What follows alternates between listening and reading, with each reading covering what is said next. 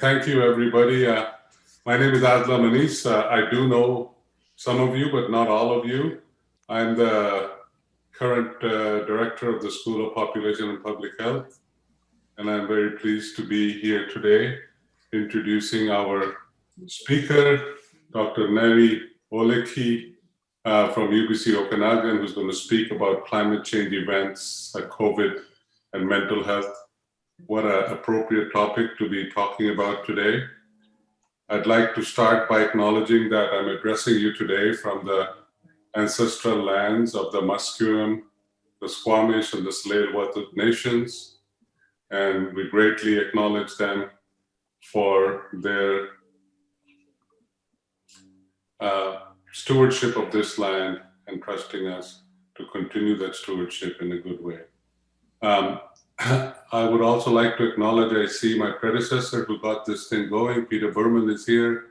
Peter, welcome to this Voices in Health series, speaker series that brings in experts across to discuss topics in population and public health and the intersection with global health. I know there was something you started, so thank you for doing that.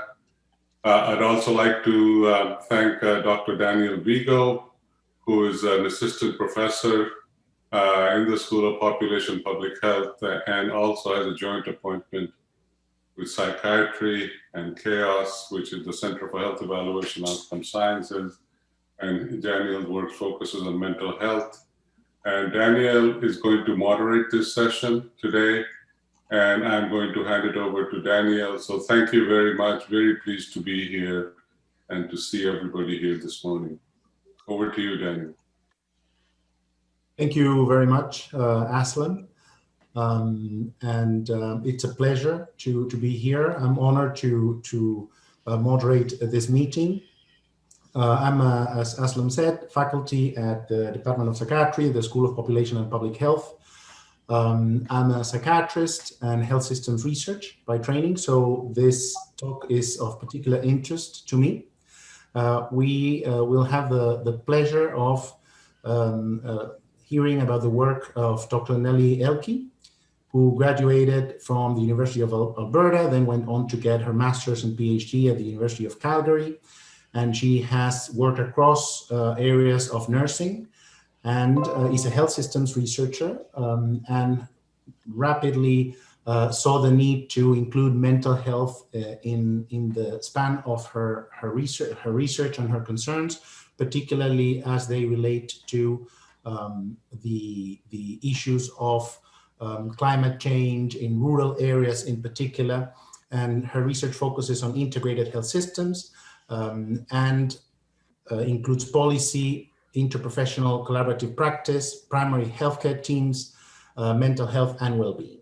And she has completed a number of research projects, of which we will hear now from her directly. So that the schedule will be, we're going to hear about her work. Then we are going to have a Q&A session, which I will moderate and provide some reflections about Dr. Oelke's work. So over to you. Hey, thank you, Daniel, for that lovely introduction. I would like to start by acknowledging that I work, live, and play on the ancestral, traditional, and unceded territories of the Syilx Nation here in the Okanagan. So I'm located in the West Kelowna. So I'm going to share my screen. That would be the best thing to start with, I guess.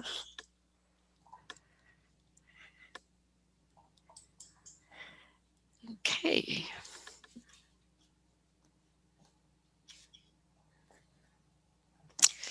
My slides won't advance. Can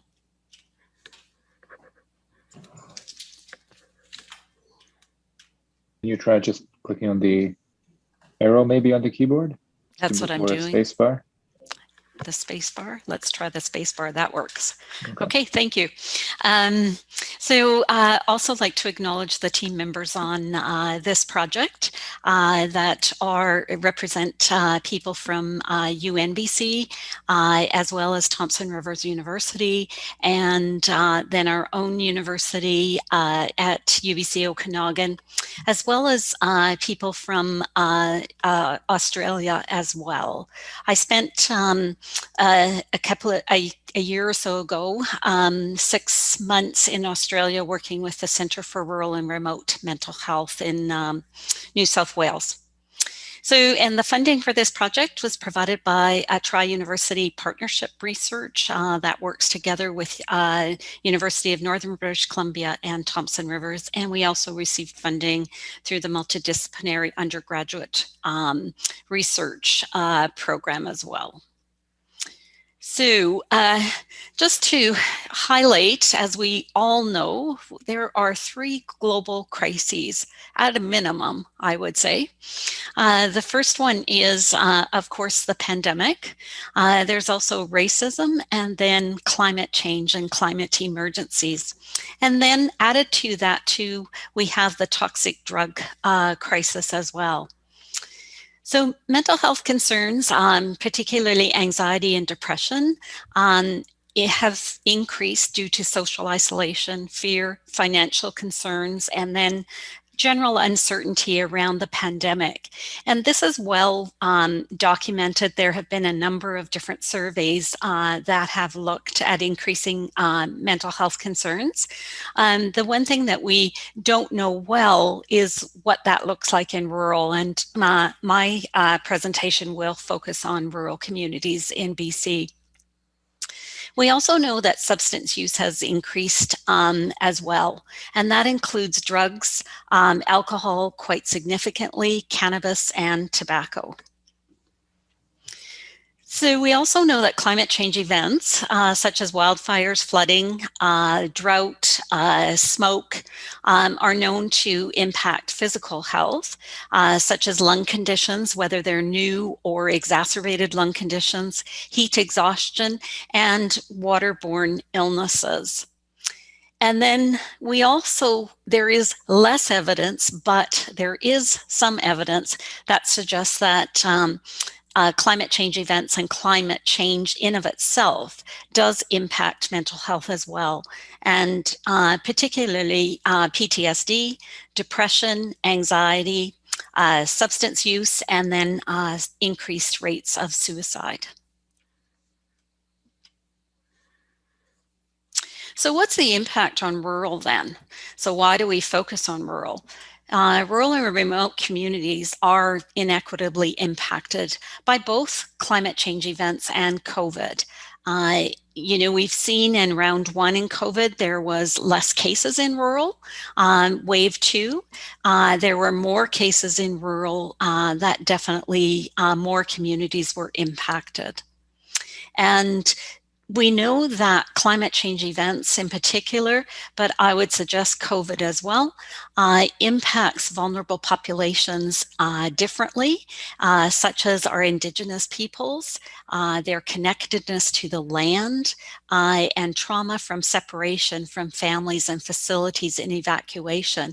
And so many times if they're evacuated and they end up in a facility that is very reminiscent of residential schools, and so can be very trauma-provoking for them. And then lastly, there's limited services and supports, a lack of collaboration among organizations providing services. So there's a lot of silos and high stigma, and also poverty.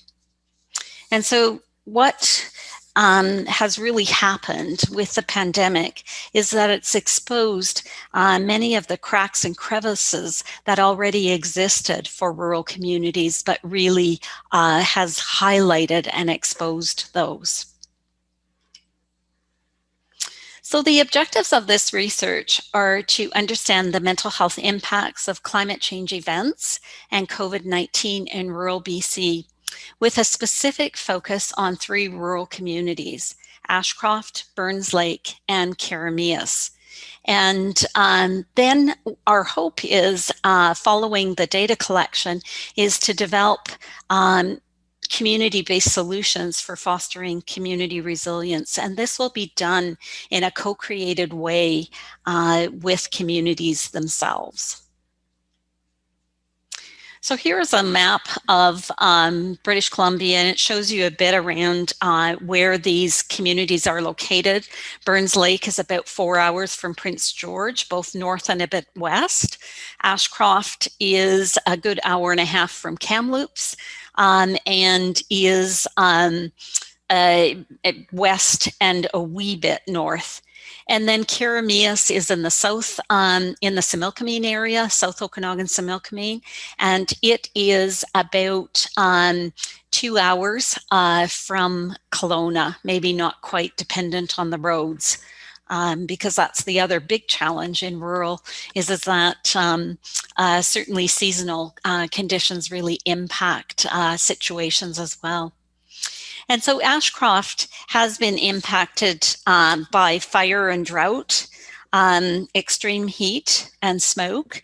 This is where there is some research taking place around what to do with extreme heat with Health Canada and Interior Health. Burns Lake has been impacted by fires, flooding and smoke. And then Karameas, fire, flooding, drought, and smoke. And Karameas is, the community that I'm most familiar with, because I've done a fair bit of research there, is a community where that flooding and fires occur at the same time. And so they will have spring flooding, which often lasts into June and early July in 2017 in particular. And then at the end of June in 2017, the fires started there as well. And so people will talk there about the fact that they watch all winter to see how much snow cover there is. And because the snow cover is good and bad, because it's good, it will prevent some fires, but it's bad if there's too much of it, because then they'll have flooding. And so the anxiety exists almost year round for them and for many of these communities. And then, of course, smoke has impacted us last year particularly. That will likely continue to impact us as we move forward. So our study started out with a survey, and that's where we're at right now. So I won't suggest that we are anywhere near being finished with our data collection. It was very significantly slowed with the advent of COVID. So we do have a survey that we are collecting both demographic data, quantitative data around how people are feeling, what sorts of things they're experiencing, and then some open-ended questions. And then we also have an optional arts based submission.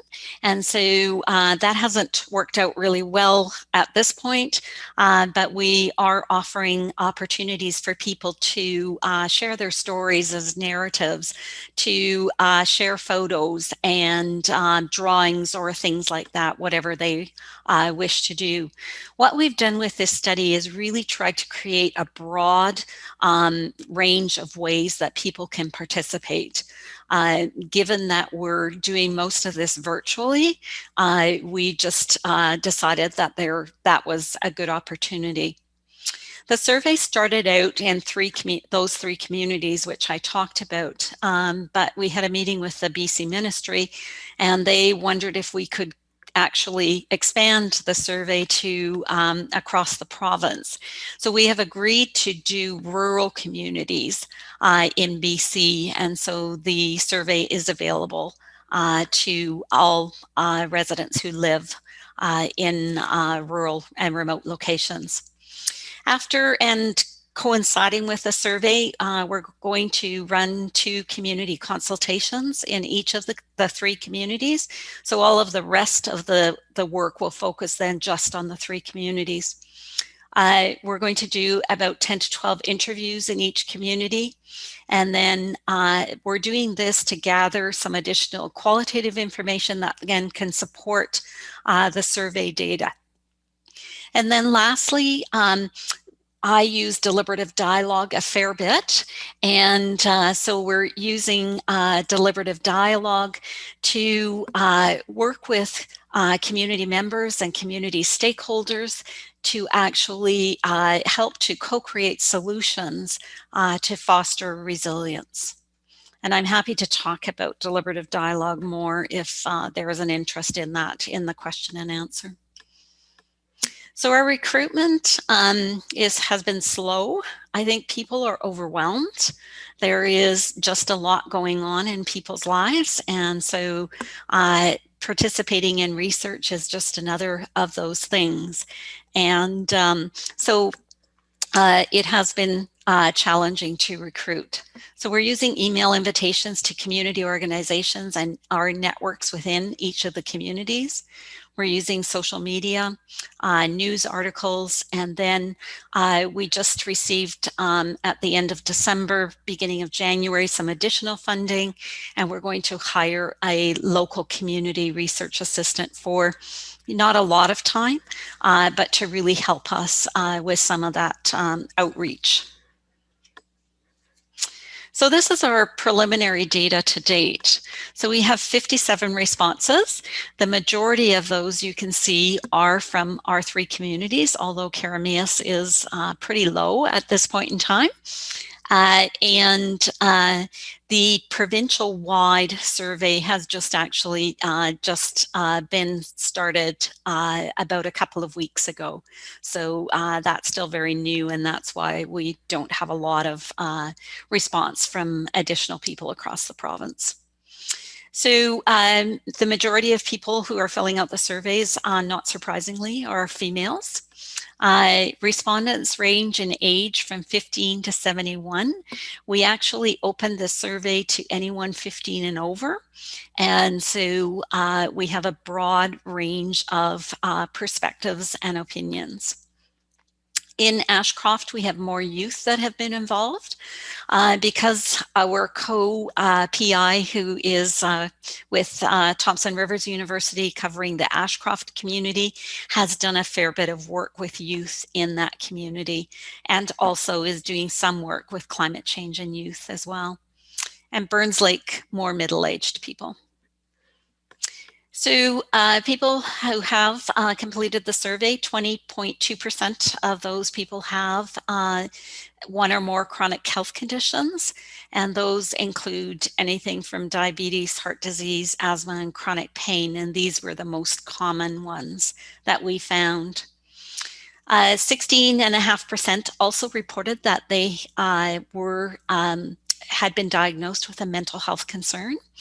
And of those who were diagnosed, 83% had both anxiety and depression. And that's not unusual in that anxiety and depression often coexist together. So these are some other questions that we've asked people. So did they have to leave home? We had a number of people who did indicate that they did need to leave home. A lot of people lived under evacuation alert. And so this is often, it's hard to leave home, but it's also very hard to stay and to see what's happening and to have to be on 24-hour notice to be able to leave home. Many people also had friends or family that needed to leave home. And many people also had friends or family that were on evacuation alert. And then we asked these 3 questions, and we asked this related to climate change events. And then we also asked it related to COVID, and those results are coming up. But 42% of the respondents were worried about their own well-being.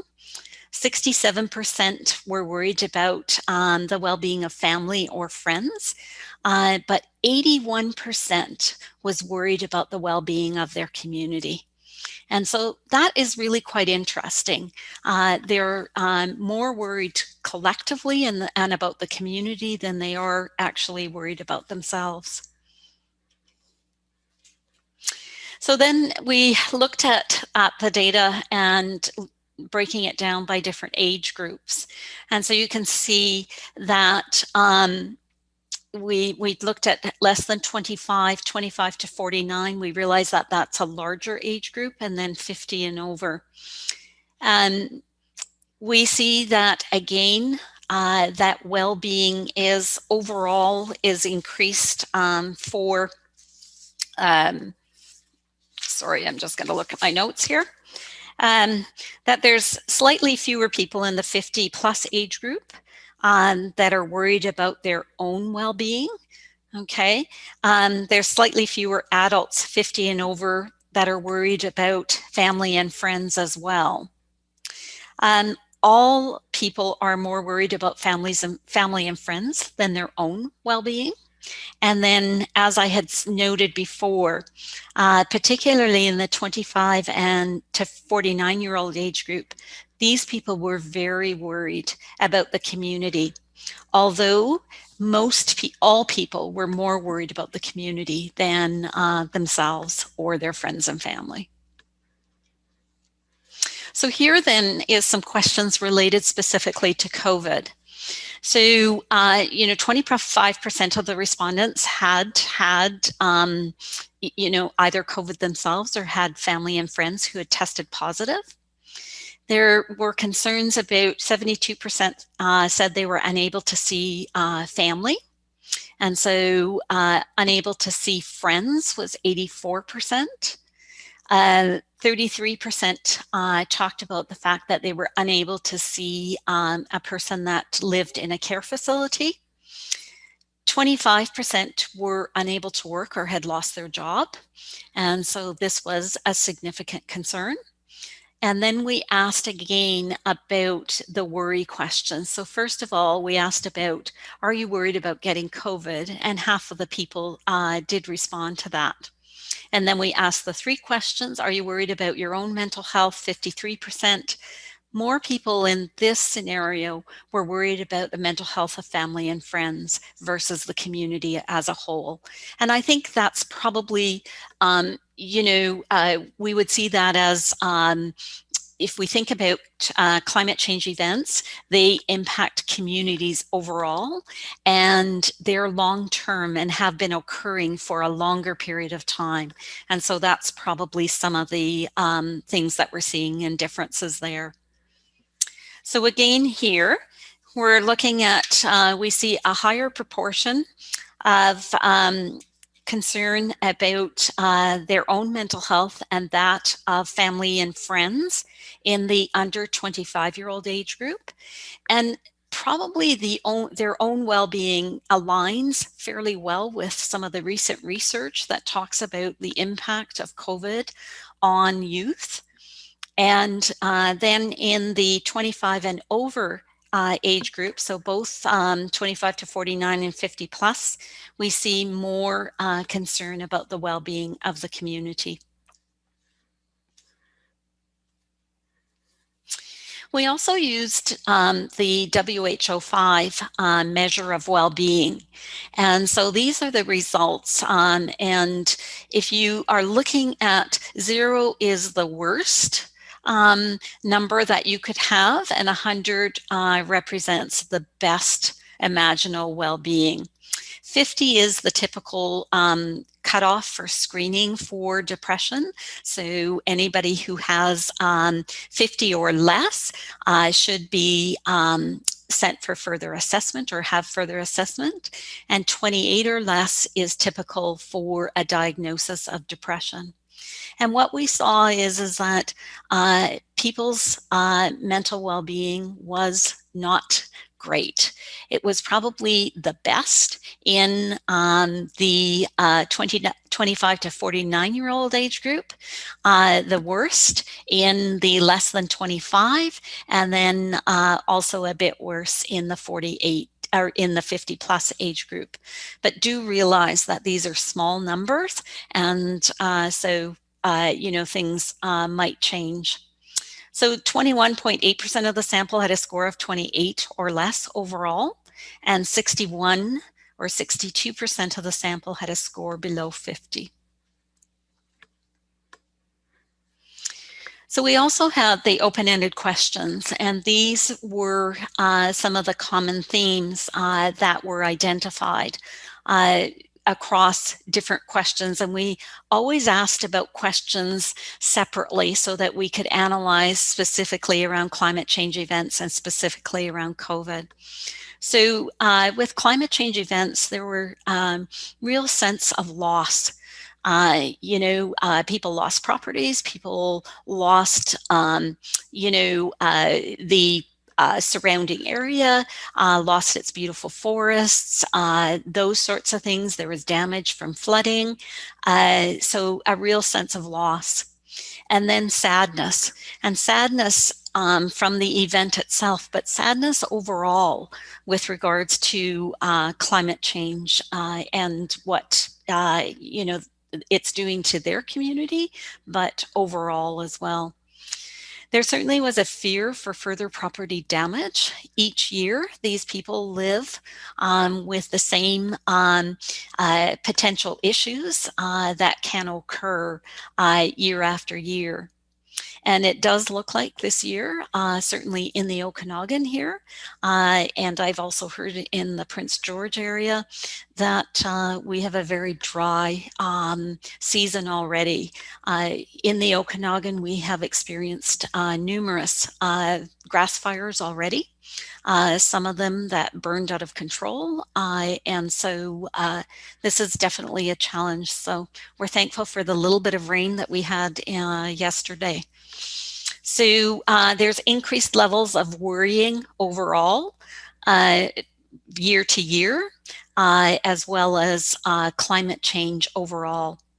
And there were some positive things as well, not many, but there was the positive thing that climate change events do actually bring people together and bring the community together.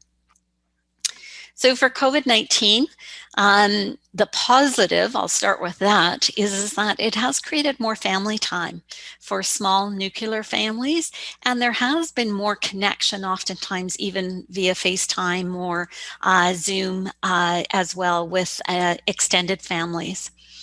But there was a lot of frustration. The frustration was not having the services and supports maybe that they needed, both to treat COVID or to be tested, but also then for their mental health as well. And there was frustration around mixed messages, and none of that really surprises us, I'm sure. There was also a sense, real isolation and loneliness, having to socially isolate. So there are people who talk about, not being able to see friends or family, as we talked about earlier, but also people who lost their job and who then weren't able to socialize at work either. And so they were limited in their interactions. And a sense of concern and fear. So what's going to happen? Will there be additional waves? What's that going to be for our community? Lack of resources was a definite issue and concern, particularly related to the COVID pandemic. And then in the center, we have the overlapping issues and themes that we saw. So high stress for both. These create the same types of feelings and issues. Anxiety and depression also, as we noted earlier, were supported in the themes as well. So these are some of the quotes that we saw and were identified in the surveys. So mental health, hanging on by a thread. And the whole idea of, I love this town, but sometimes I feel stranded and cut off. And what do we do with wildfires or during COVID when you can't get the medical attention that you need? And then there just needs to be easy access and willingness to help. There was, a real thought that, number one, there's inadequate services, but then also access was challenging, and that there wasn't a sense that there was a willingness for probably health and social services to really be helpful. And another person said exhausting. Having these events every year is absolutely draining. And this, we think about people who work in social care types of services or healthcare or first responders. They deal with this day in and day out over the summer, the spring, summer, and the fall. This was specifically related to climate change events. And another person talked about PTSD that was impacted from a severe climate change event. And then lastly, the isolation, separation from my family, and a lack of ability to plan because you don't know what tomorrow will bring around the COVID pandemic. And that has led for that person to being more depressed. So this is a word cloud that was created from the survey responses. You can see that community was very high on the list. Health was also significant, as well as was mental health. I don't think there's anything surprising here. There is a lot of things that have been impacted: anxiety, people, time, getting to somewhere or getting services, friends, work, and family. So the arts piece, as I said, hasn't been well taken up, but this is one of the photos that someone shared of a picture of an outbuilding that had been close to their house that they had lost, and had lost a lot of sentimental items that burned and created a huge mess. So it's not only the fire and the loss, but now you have to clean it up too.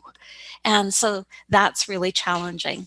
And it's incredibly hard to look at what was familiar or what was there, and people often saying, it will grow back again, don't worry. But it doesn't actually help. It makes it worse. It will grow back in 80 years. It will look like it once did, but it's going to take a very long time. And for a lot of people, they won't be around to see that 80 years when the forest is back again. This was a picture of their backyard, what it looked like 2 months after the fires, and how their property was was impacted, and it used to be a safe place for them with surrounding beauty and nature, which probably helped mental health and well-being, but now that was gone. And after the fire, they weren't able to access their own property, and the views were absolutely substantially altered. And then the whole sense of loss is renewed every time I look out the window. So just to round out a bit of information about what we have found, it's very obvious that climate change events and COVID have impacted people in rural communities in BC, and particularly in the rural communities where we focused. There has been an increase in anxiety, stress, and depression. There's no doubt that is the case. The impacts from climate change events show a larger impact on worry about the community well-being, and impacts from COVID-19 appear to be higher on the worry for family and friends. Although this, as pointed out, does differ somewhat by age with the limited data that we currently have. And overall, there is a lack of adequate support for individuals and communities. So what's next? We will continue to recruit for the surveys, particularly across the province. We're going to have community consultations in each community. We're working on developing the interview guide as well to collect some data from interviews, and our local community research assistant will be more involved with the communities, and then we will have deliberative dialogues in each of the 3 communities. And the references, and thank you.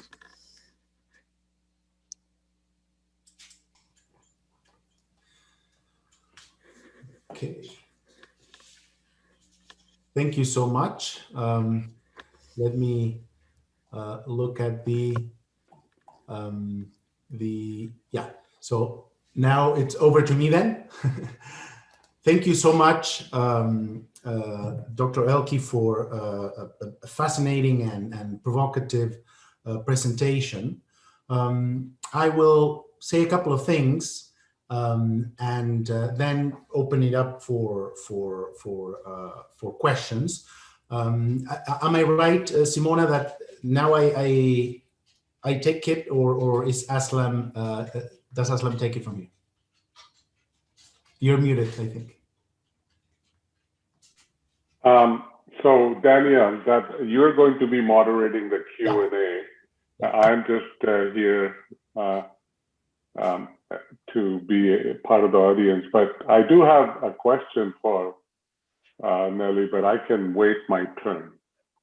Thank you, Aslam. So a couple of things, right? The most, I think, provocative aspect of your presentation and your research is how it captures these 2 threats, the climate change events and COVID. Now, there are interesting differences between them.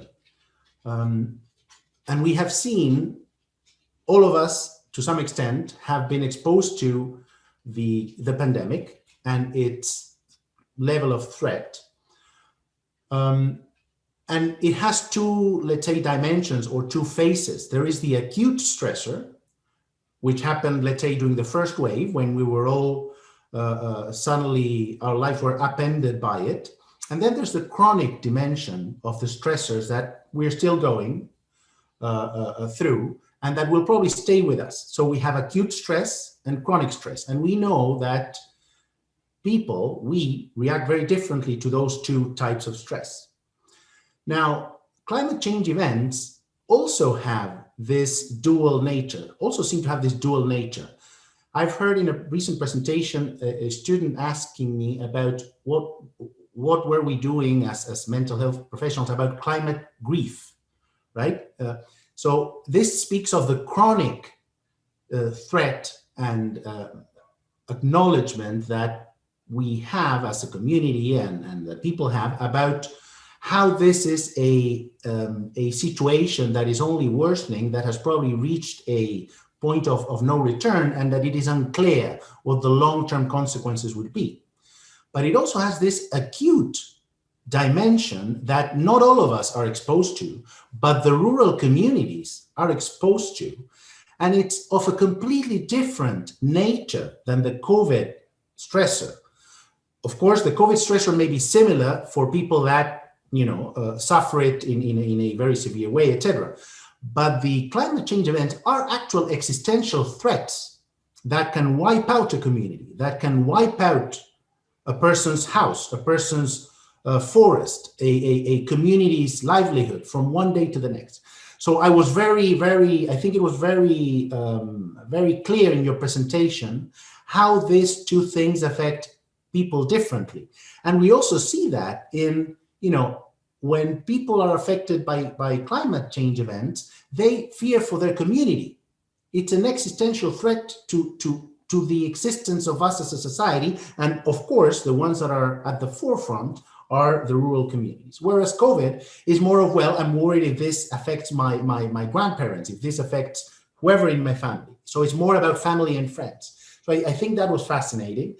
And I have some questions that I will leave for after the other questions. But I would say one thing, though, that COVID, and I'm asking you, Dr. Oelke, if this can be considered like that. There is a bright spot in the COVID, in the effects, I would say, like what may be a positive externality of COVID, which is that rural communities, we've always seen how neglected they've been, by the health system, by services, by any type of service provision because of the complexities associated with it. But suddenly everything is digital and online.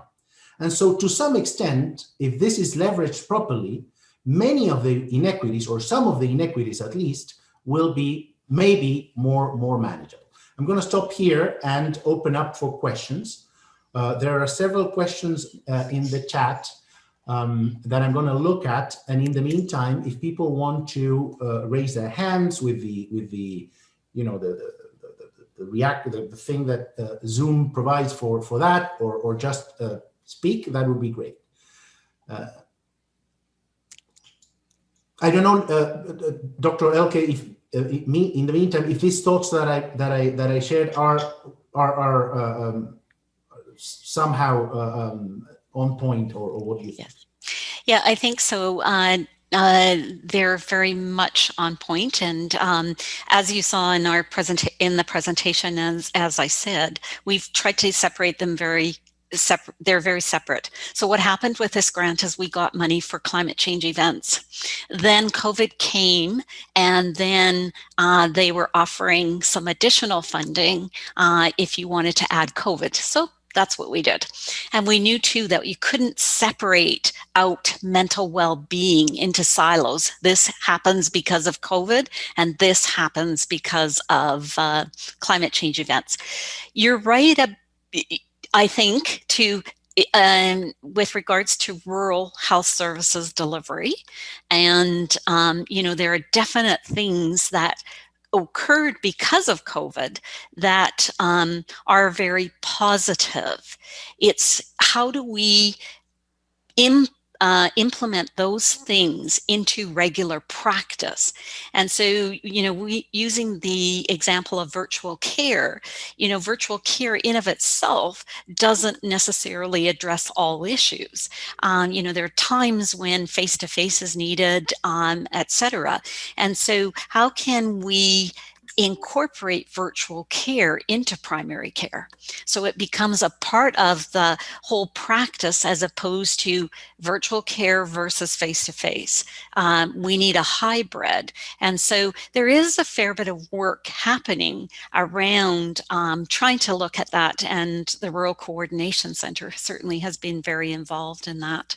So yes, I also just want to highlight that we are asking questions. We don't have enough information with the current survey responses around digital and virtual care for mental health. And are these online and or virtual options, are they using them? Do they know about them, number one? Are they using them, and are they meeting their needs? And so we're very much interested in getting more information on that as well. Thank you very much, Dr. Oelke. There's a question in the chat about whether there's any sense of the generalizability of the data, and about the possibility of including US populations in this from Erica. I don't know, Erica, if you want to elaborate directly. Okay. Oh, please. Thank you. Generalizability, I think we have to be very careful with these results currently because it is a very small sample. I think, if we have a BC-wide, responses from the survey, then, I think we will be able to have some generalizability. Of course, as you know, qualitative results are left to the person to be able to interpret and see how they fit with your context. So definitely looking at, providing a lot of information on context to ensure that we, that people will have that opportunity. So yes, the US, whether it's the US, Australia, or whatever, I don't think the population matters. Some of the issues and the things that people are experiencing are similar. Great. I will put you in touch with a colleague who will be useful for you in that then. Okay, great. There's also a question about whether it is possible to get copies of the slides. Yep, I think we can do that through Simona and Alex. Wonderful. Let me see if there's. I think Aslam, you had a question. I think Tim's been waiting for a long time to ask a question. Sorry, who? Yeah, Tim. Oh, go ahead. People are putting up hands too. It's another function. Yeah. Okay, wonderful, wonderful. For some reason, I didn't see that. Welcome, Tim. Pleasure to see you. It's been a long time. Everyone, that was really, really interesting, Nelly, and I'm so excited to actually see data from the north. So I'm curious about also the generalizability, but I'll ask a little bit differently. The instrument that you used, is one used elsewhere so that we might understand some of these dynamics in other populations with the same instruments? So the WHO instrument, yes, is obviously used elsewhere. The rest of the survey is actually something that we developed ourselves. And these three communities are the only ones so far? So then I'm curious about your recruitment going forward, and in particular, if you've started to see any uptick yet with people coming out more from COVID.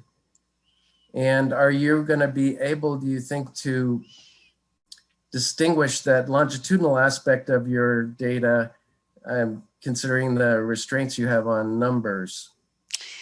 So we do have dates so that we can actually look at longitudinal data, and I think that will be interesting. Number one, with climate change events, we know that things are going to start to happen over the next few months, or could potentially happen over the next few months. So I think we can look at that and do things get worse or not. So we can do some of that, but I think we need bigger numbers to be able to do that. And COVID too, as the context changes, we'll be able to certainly look at that as well, but again, need more numbers to be able to do that. I think it'll be really interesting to see your two circles changing size perhaps as time marches on. If you are able to continue with this, it's so important that we understand what's going on in rural communities more. They get ignored because of their numbers, and this is the challenge for research, right? So I'm just very excited that you're able to do this, and I hope you can keep doing it. I hope so too. We're certainly very interested in doing it. Yeah. Thank you. Thanks. Thanks, Tim, for the question. Aslam, do you have a question now, or? I can ask. I was just going to ask Nelly about. I live in the Okanagan as well during the summers. I spend pretty much a lot of my time there. And in my community where I live, there's a lot of angst with forestry practices and logging and the water level and the flooding. Can you comment on that? Yeah, there are lots of concerns about forestry practices I think in BC overall. I don't think it's just the Okanagan. And so those definitely impact climate change events and how, flooding is absorbed into the land. It's very different once there is no forest versus when there is a more natural environment. We also know that if there's a fire, that flooding the next season is oftentimes quite likely. because there's no absorption of water into those areas that have been scorched by wildfires. So I hope that answers your question, Nazim. Yeah, it's just that there are some people who are kind of climate change deniers, and they say that it's the logging industry that's responsible for a lot of the problems. And then I'm just wondering how that fits into all of this. Because they say they cut the forest, and then the snow on the mountains then just melts really quickly and comes down. And then Okanagan Lake goes up. It has a few years ago gone up above at unprecedented levels, flooding huge areas. Yep. And then right above, huge forests just burned. Yeah. And you know, the deniers say it's not climate change, but it's these things. Yep, I would agree with you. I have one question. I was wondering whether you were able to do an analysis by gender, or whether there was a difference between the responses across genders in the sample you had. I think at this point in time, it's difficult to, given that there's, the small number of male participants that we have in the survey. So again, that's something that we will try and target to try and get that, and then we would be able to hopefully look at some of that as well. So one reason I asked that is there seems to be some evidence that the different genders respond differently to these sort of external shifters or exposures or stressors. For example, here at the UBC student population, we found that there was an increase of anxiety due to COVID and the proximity of COVID, but the increase in anxiety was much larger in men, and women seem to be more resilient to the external exposure, even though there was a higher baseline of anxiety. So I think that may be an interesting thing to look at as you progress in your research. Yeah, I think that the other thing that will be interesting to look at is how do, what services and supports do men use versus women. And I think that will be also quite different. We know we've done some work in the South Okanagan Similkameen around men's help seeking. And so that is, quite different than there are a number of different things that occur in that realm. Go ahead, please. Oh, sorry. And men tend to use more substance. Self-medication, right, is a bigger component of, in general, not all men, of course, but that certainly is what we have seen. Mike has a question. Yeah, thanks very much. I guess it may be a comment more than a question. I was struck in seeing your results of some parallels in occupational health research around risks, where people do tend to, when you ask them about risks in the workplace, tend to assess the risk as much higher for their coworkers and for the workplace than they do for themselves consistently.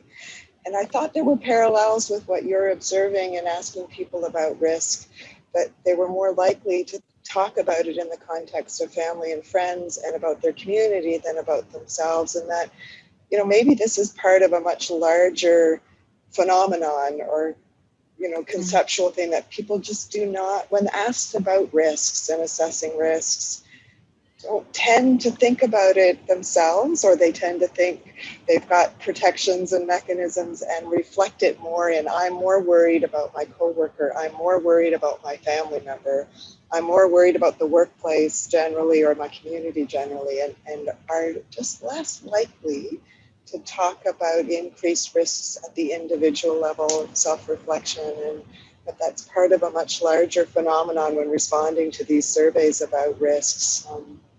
It was just an interesting parallel, noting in your environmental risks, and even despite what the risks were, but we see parallels in the occupational health. When we do surveys and ask workers about risk, they tend to rate it as much higher for a co-worker and the workplace than they do for themselves. Anyway, this is an interesting observation I wanted to share with you. Yeah, thank you, Mika. That's interesting, and I think you're probably very right that people are less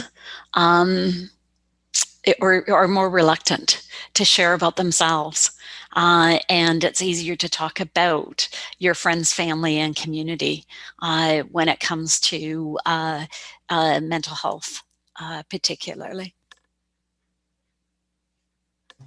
There are also some comments in the chat from Tim about the importance of watersheds and fires for water security in the climate future. There's also a comment about the possibility of COVID and climate change to cause more stress for women, and looking at the well-being of children less than 15 years can also be another step. This is from Shahzad Elmi.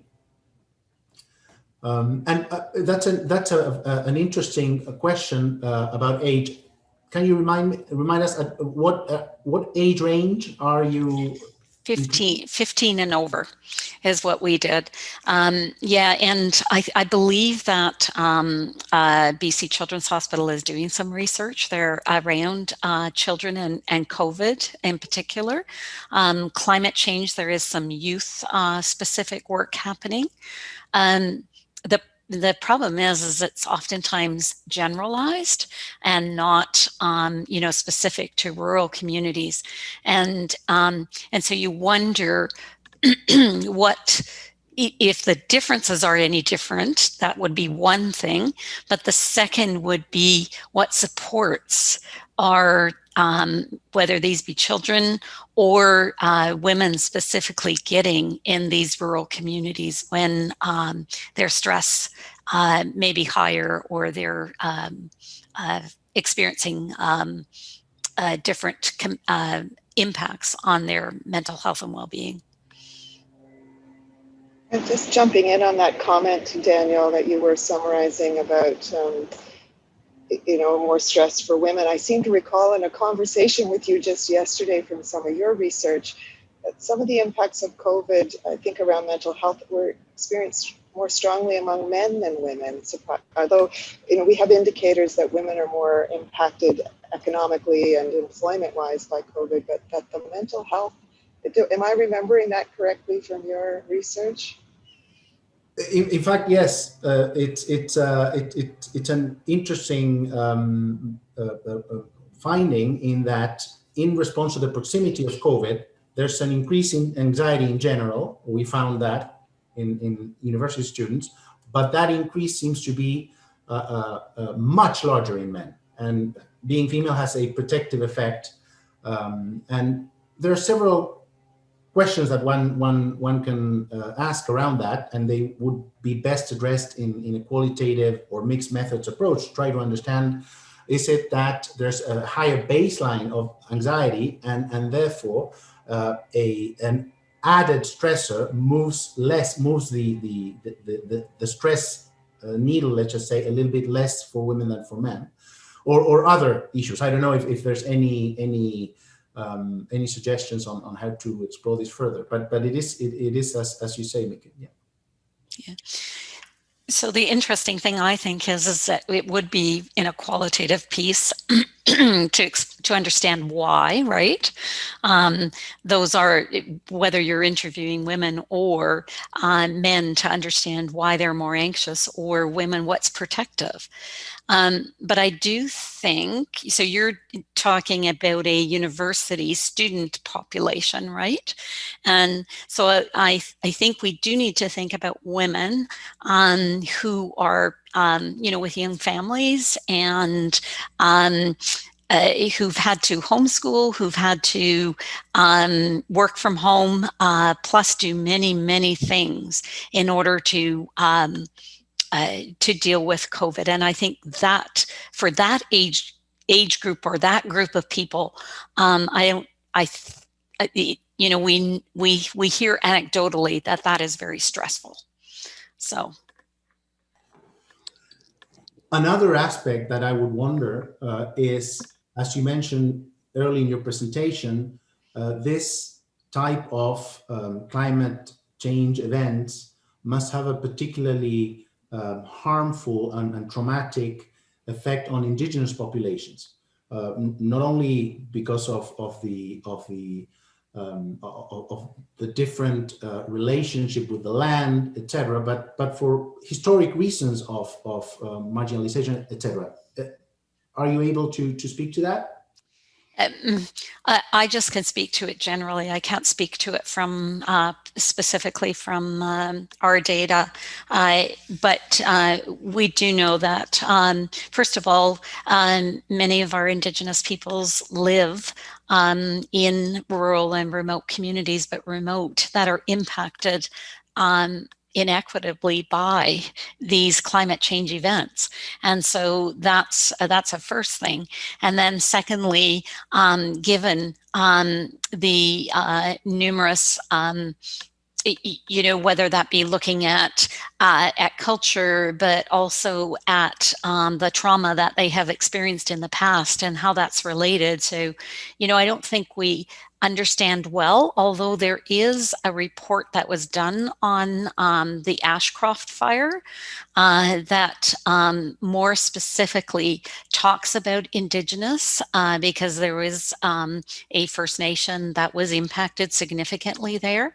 And so that report, and the most significant thing that came out of that report is mental health, the impacts on mental health and well-being versus all of the other things around climate change. So, or the fire. So we need more information in that area. Absolutely. We don't have it specifically in our data. We're not excluding it, but we haven't specifically looked at that. Thank you very much, Professor Oelke. I was wondering if there was any other question. I'm just checking that I'm not missing anything on the chat. And unless there's any question at this point, I would pass it on to Aslam for his remarks.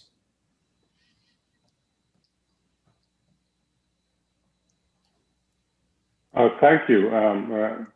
Thank you, Nelly. That was great. I don't have anything more to say, and thank you everybody else for participating. I'm just going to check with Alex Warren and Simona whether I've missed something that I should be doing.